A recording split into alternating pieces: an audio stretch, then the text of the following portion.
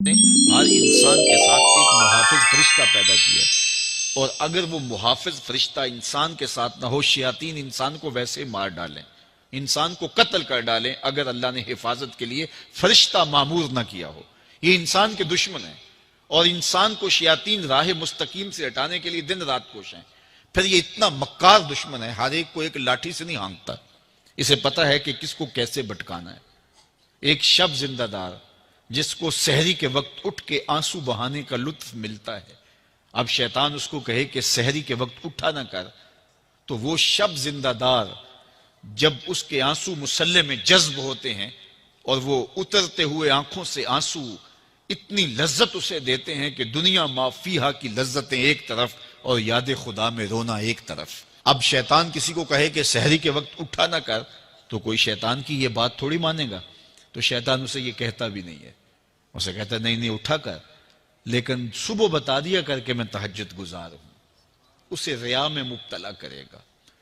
ایک شخص جس کی طبع میں فیاضی گندی ہوئی ہے، اب شیطان اس کو کہے کہ تو سخاوت نہ کیا کر، بخل کا درس دے، تو طبعاً جو سخی شخص ہے، جس کی فطرت کے اندر فیاضی ہے، تو وہ شیطان کی اس بات کو تو نہیں مانے گا۔ شیطان اسے یہ کہتا بھی نہیں کہ تو بخل کر، اسے فضول خرچی کی طرف لگا دے گا، اسے ان کاموں میں خرچ کرنے کی ترغیب دے گا جس کا اس کو اور معاشرے کو کوئی فائدہ نہیں ہوگا۔ اس لیے شیطان رخ بدلتا ہے۔ ایک شاعر جس کی طبع کے اندر لطافت ہے، نرمی ہے، محبت ہے، اب شیطان اس کو کہے کہ فلاں کو قتل کر دے، تو شاعر تو شاخ سے پھول بھی نہیں توڑ سکتا، تو پھر وہ کسی کا سر کاٹ دے، یہ کیسے ممکن ہو سکتا ہے؟ شیطان ایک شاعر کو یہ کہتا بھی نہیں، اسے وہ شراب اور شباب کے پیچھے لگا دیتا ہے۔ اب اتنا سخت دشمن، اتنا مکار دشمن، حضرت سیدنا غوث اعظم رضی اللہ تعالیٰ عنہ فرماتے ہیں میرے اوپر صحاب نور چھا گیا اور آواز آئی عبد القادر، تو نے اللہ کی اتنی عبادت کی ہے، اتنی ریاضت کی ہے کہ شریعت کا ہم تمہیں اب مکلف نہیں رہنے دیتے، اور اب تو نماز نہ پڑھے اور دیگر اعمال نہ کرے تو تجھے کوئی پکڑ نہیں، میں تیرے اوپر ایسے راضی ہو گیا ہوں۔ تو ایسے بادل سے آواز آئی، کہتے ہیں مان میرے دل میں خیال آیا کہ اگر عبادت کا مکلف نہ ہونا ہوتا تو امام الانبیاء صلی اللہ علیہ وسلم سے بڑھ کر کون اللہ کا مقرب تھا۔ حتیٰ تتورم قدمہ، حضور جب نماز پڑھتے اور اس قدر لمبا قیام کرتے حضور کے مبارک پاؤں سوج جاتے، لیکن ان کو تو کہا گیا وَعْبُدْ رَبَّكَ حَتَّى يَأْتِيَكَ الْيَقِينُ، انہیں تو کہا گیا کہ آخری سانس تک اللہ کی عبادت کرنی ہے، تو میں کون ہوں کہ مجھے کہا جائے کہ تو اب عبادات کا مکلف نہیں رہا، کوئی بات نہیں ہے۔ تو کہتے ہیں میں لا حول ولا قوت الا باللہ پڑھا تو وہ جو مجھے نور نظر آ رہا تھا وہ سیاہی میں بدل گیا۔ تو وہ ابلیس تھا جو اس رنگ میں مجھے بھٹکانا چاہتا تھا، کہا عبد القادر اس مرتبے پہ پہنچے ہوئے کتنے لوگوں کو میں نے گمراہ کر دیا، تیرے علم نے تجھے بچا لیا۔ تو میں نے کہا ظالم، میرے علم نے مجھے نہیں بچایا، میرے اللہ کے فضل نے بچایا۔ تو کہا پھر بچ گیا ہے، کئی میں نے یوں لوٹ لیے۔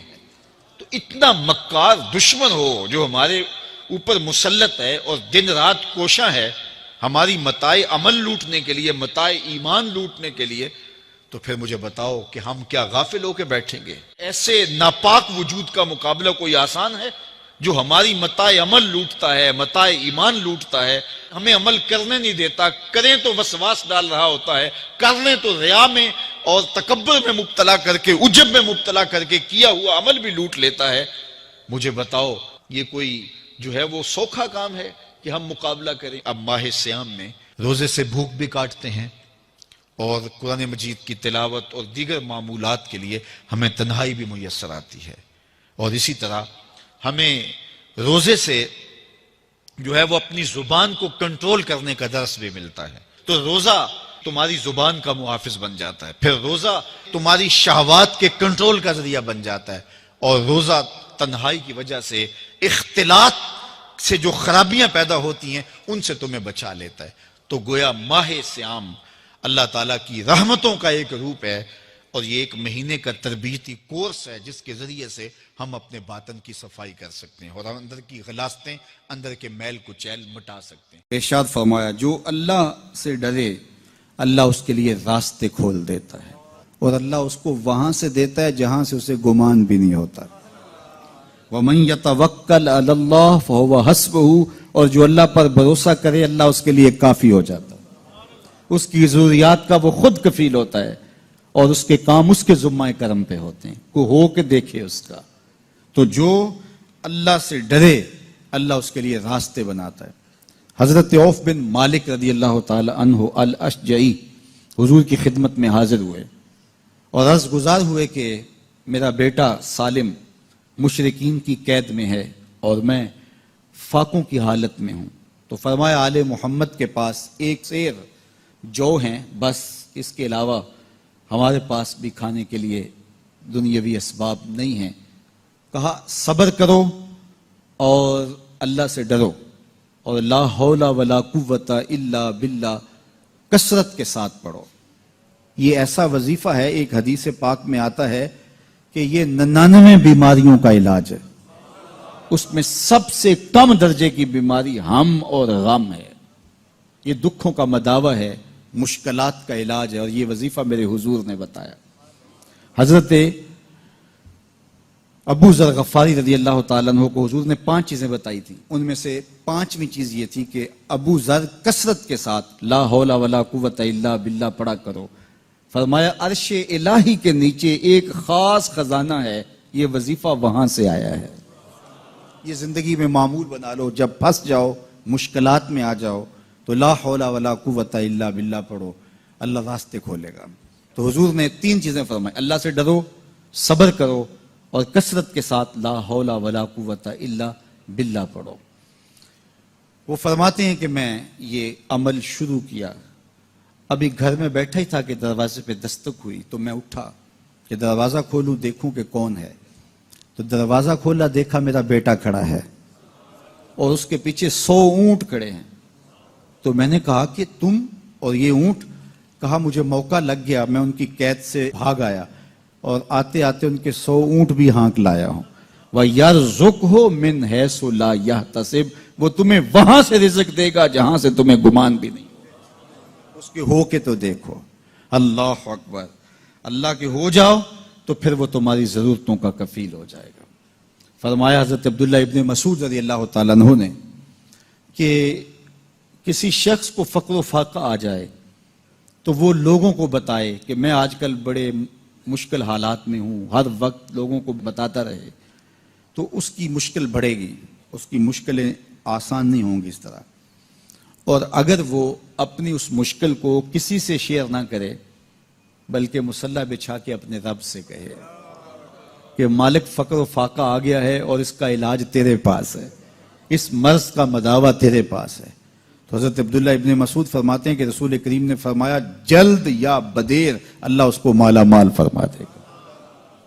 یہ بھی کبھی کر کے دیکھو، مشکل آ جائے، فاقہ آ جائے، مصیبت آ جائے، کسی سے نہ کہو، صرف اپنے رب سے کہو، پھر دیکھنا اس کی کرم نوازیوں کا می کیسے برستا ہے۔ فرمایا اللہ پر بھروسہ کرنے کا جو حق ہے اگر وہ تم ادا کر دو، وہ تمہیں ایسے رزق عطا کرے جیسے پرندوں کو عطا کرتا ہے۔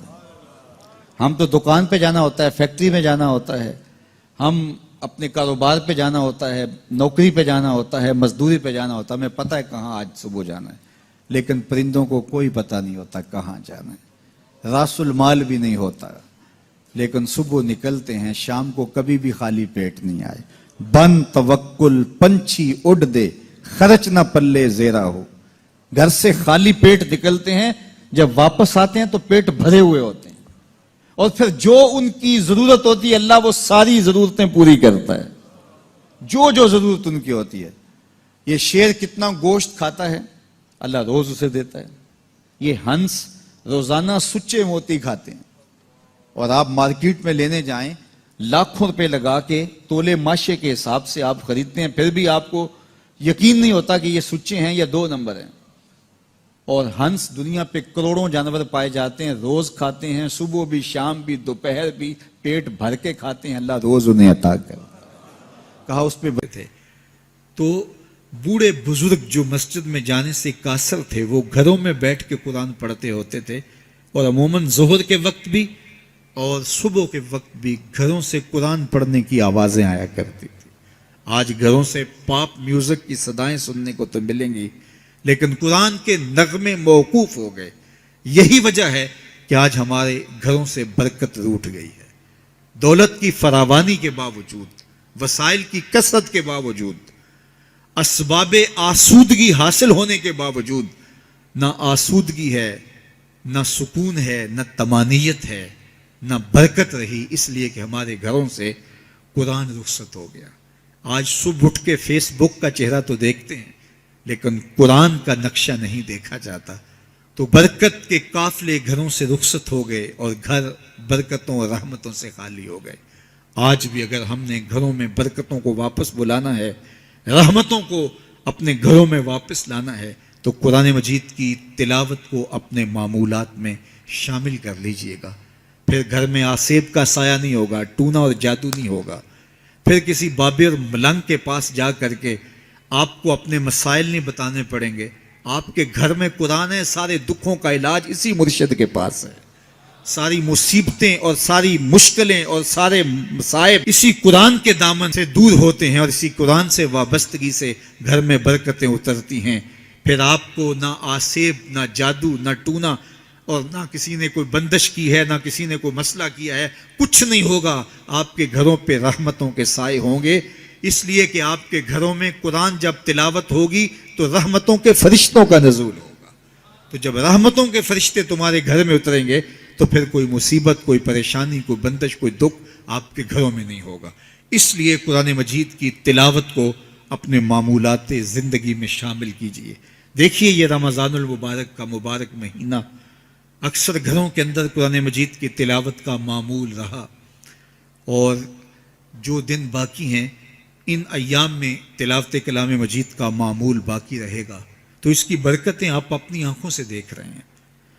اور اگر یہ پورا سال ہمارے گھروں میں معمول باقی رہے، ہماری صبح کا آغاز ہی قرآن مجید کی تلاوت سے ہو، بیٹیاں بھی قرآن کھول کے صبح بیٹھ جائیں اور بیٹے بھی قرآن کھول کے بیٹھ جائیں، بوڑھے بھی قرآن کھول کے بیٹھ جائیں، جوان بھی قرآن کھول کے بیٹھ جائیں، تو مجھے بتائیے کہ کتنی رحمات اور کتنی برکات کا گھروں میں نزول ہو. تو اس لیے اپنے گھروں میں قرآن مجید کی تلاوت کے معمول کو کبھی بھی ترک نہ کیجیے. چاہے روز کے 2 صفحے پڑھیے، قرآن مجید کی تلاوت کے معمول کو باقی رکھیے. اور اگر اللہ آپ کو نصیب کرے تو اس کو مفہوم اور ترجمے کے ساتھ پڑھنے کی کوشش کیجیے، تاکہ قرآن کا جو ہمارے نام پیغام ہے وہ بھی ہم سمجھ پائیں کہ قرآن ہمیں کیا بتا رہا ہے اور ہمیں کیا میسج دے رہا ہے، تاکہ ہماری زندگیاں اس پاکیزہ کتاب کی روشنی اور کتاب کے اجالوں میں بسر ہو. اور یہ کتاب اللہ کا تیسرا حق ہے کہ اس کو مفہوم و مطلب کے ساتھ سمجھنے کی کوشش کریں. یہ ہمارے رب کا ہمارے نام پیغام ہے. آپ کے کسی دوست کا، کسی ملنے والے کا آپ کے نام خط آ جائے اور وہ اس زبان میں ہو جو زبان آپ نہ جانتے ہوں، تو اتنی دیر تک آپ مطمئن نہیں ہوتے جب تک اس کے مندرجات سمجھ نہیں لیتے، کسی ایسے شخص سے وہ مضمون جان نہیں لیتے جو وہ زبان جانتا ہو. تو ہمارے رب کا ہمارے نام یہ میسج ہے، ہمارے نام یہ پیغام ہے رسول کریم صلی اللہ علیہ وآلہ وسلم کی وساطت سے. تو ہمیں اس کو سمجھے بغیر چین کیوں آ گیا ہے؟ تو ہم اس پیغام کو سمجھیں کہ ہمارا رب ہمیں کیا فرما رہا ہے، کن امور کا حکم دے رہا ہے اور کن باتوں سے ہمیں روک رہا ہے. اگر ہم قرآن مجید